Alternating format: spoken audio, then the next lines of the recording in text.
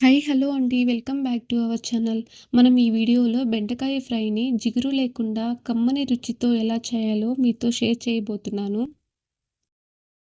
ఒక పాన్ తీసుకొని 3, 4 table spoon oil వేసుకొని, ఆయిల్ వేడెక్కాక ఆవాలు, పోపు దినుసులు వేసి బాగా ఫ్రై చేయాలి. పోపు దినుసులు రెడ్ కలర్‌లో వచ్చే వరకు వేయించుకోవాలి.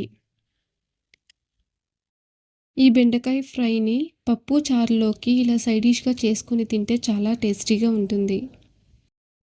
ఇప్పుడు మనం 2, 3 ఆనియన్స్‌ని సన్నగా కట్ చేసుకొని ఇందులో వేసి బాగా ఫ్రై చేయాలి. ఈ బెండకాయ ఫ్రైకి ఆనియన్స్‌ని ఎక్కువ యూజ్ చేస్తే బావుంటుంది. ఆనియన్స్ వేశాక బాగా ఫ్రై చేయాలి. ఇప్పుడు ఇందులోకి కరివేపాకు రెమ్మలు వేసి, అలాగే 1 tablespoon ginger garlic paste వేసి బాగా మొత్తాన్ని కలిపి వేయించుకోవాలి. జింజర్ పేస్ట్‌ని స్మెల్ లేకుండా బాగా ఫ్రై చేసుకోవాలి. మొత్తం వేగుతూ ఉన్నప్పుడు 4 ఎండుమిరపకాయలు వేసి ఫ్రై చేయాలి. ఆనియన్స్ మరీ ఎక్కువగా ఫ్రై చేయాల్సిన అవసరం లేదు.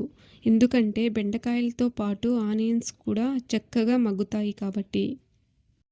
ఇలా దోరగా ఫ్రై అయ్యాక ఇందులోకి మనం ముందుగా బాగా క్లీన్ చేసి చిన్న చిన్నగా కట్ చేసి పెట్టుకున్న బెండకాయ ముక్కల్ని వేసి హై ఫ్లేమ్‌లో 2, 3 నిమిషాలు ఫ్రై చేసుకోవాలి.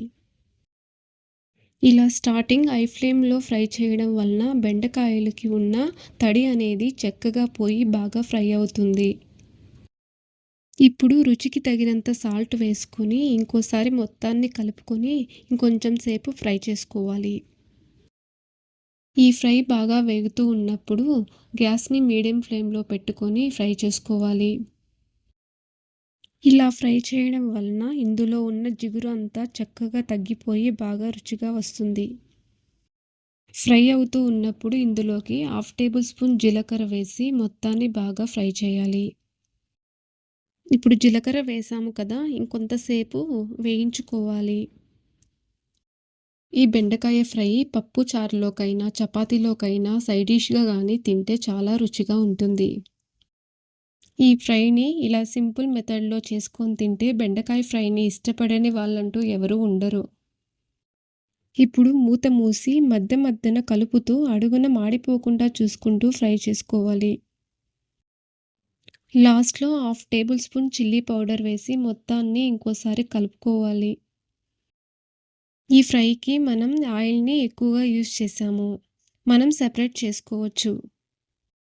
నేనైతే ఈ ఫ్రైని కొద్దిసేపు అలానే పెట్టి సెపరేట్ అయిన తర్వాత ఆయిల్‌ని ఒక గిన్నెలో తీసుకున్నాను.